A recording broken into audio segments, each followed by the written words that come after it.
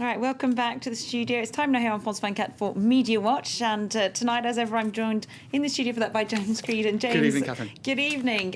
Okay, we're just nearly at the voting stage of the presidential election, but various media outlets are beginning to predict an Obama victory. Are they speaking too soon? They might be speaking too soon, but a lot of them are basing this on what the Daily Beast website has called a cascade of swing state polls. So while you have national polls still, for example, the Washington Post and ABC saying it's 48-48, kind of a more or less a tie, you've got these swing state polls in Ohio, which famously they say determines the election, Virginia, Florida and elsewhere, which are giving some bloggers the confidence to say that Obama will win this election. For example, you have for the New York Times Nate Silver. He's one of their bloggers and he's often right, in fact, and he says the president has an 83% chance of winning. So some are already calling it based on this cascade of swing state polls. That's very brave at this it is early stage. Might be maybe too early.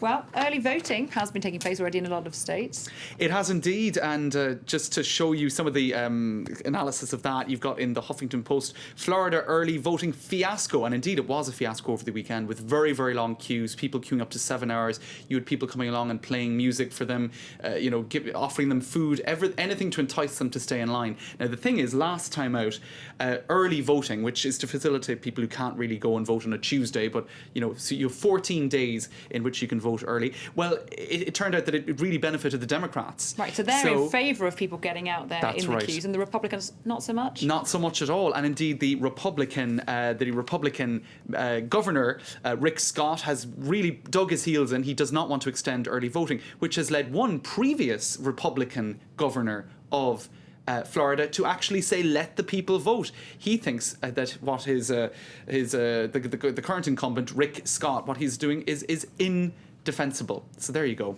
Okay, and that's actually a legal battle now with the Democrats. They're going to the courts over that. That's right. So Florida, it's been known for some, I suppose, dirty tactics in the past. Always drama in Florida, isn't there, it seems. All right, with just hours to go before polls open, what are the very final campaign strategies in the last straight of this election? That's right. Well, as you can imagine, there's a lot of telephoning of people in various key states, a big drive on social media as well, but also enlisting the A-list actors. That's always a good technique. Bruce Springsteen, Lady Gaga and company are being enlisted by Obama. He seems to do better on the celebrity front, at least.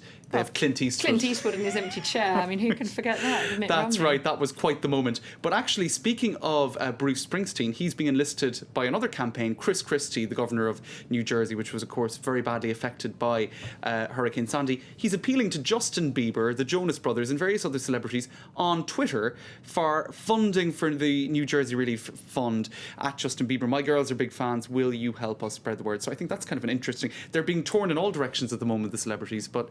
Has Justin Bieber replied? I don't think he has yet. Come on, Justin. Come on, Justin, be generous. Helping out with the relief effort. One person, though, who's perhaps responded to Superstorm Sandy in a different way is one Brazilian model who's causing controversy, posing in front of Sandy disaster scenes. That's right. Because, this is still, it's almost been neck and neck in terms of coverage, Sandy and the election over the last weekend. But this girl got an awful lot of attention. She even got her own Tumblr blog and meme. Now, here she is, a Brazilian model by the name of, if I could find it, her name is...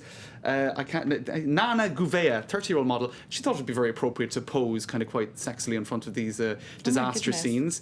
Maybe a little bit inappropriate, actually. So she was then placed by various memes in front of other disaster scenes, showing her penchant for a bit of disaster and a bit of striking a sexy pose. Now, before we finish up, Catherine, a taste of the European media and how they're calling the election. The Guardian has essentially most of the European media is behind Obama, as you would perhaps expect. And I'm losing my way in my notes here, which is rather distressing. I read one poll recently which said that a survey of European people, it found that 90% of citizens in Europe were behind Obama. So I guess if the media, if anything like, follows suit, then that's right. And it does seem to be the case. For example, The Guardian, who very enthusiastically supported Obama the last time out, I believe they called it a jaw-dropping, almost redemptive American moment. It's hard to get more strongly positive of language than that. This time around, they're saying the record is certainly not perfect, but he's done about as well as anyone could reasonably expect. Over here in Paris, you've got the Le Monde newspaper. They're giving faint praise, as Reuters has kind of summed it up, calling the president not always brilliant but solid.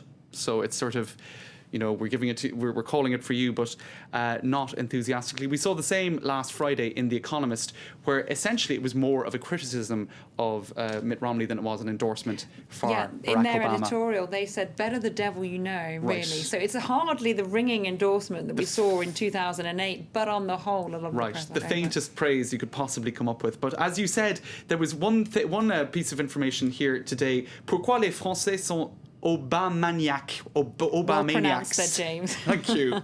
Well, 72% of French people would elect Obama. Only 2% would elect Romney. And so, again, it does, perhaps European newspapers and Europeans themselves are not the most accurate litmus tests in terms of how this will go in the next 24 hours. And neither do we have US. any say in it whatsoever. That's right. So just it's all academic, but looking fascinating. Thanks very much indeed. Thanks, James Catherine. Creighton there with tonight's Media Watch. Well, now it's time to get a look at all the latest news that's been generating hits online. It's tonight's Web News.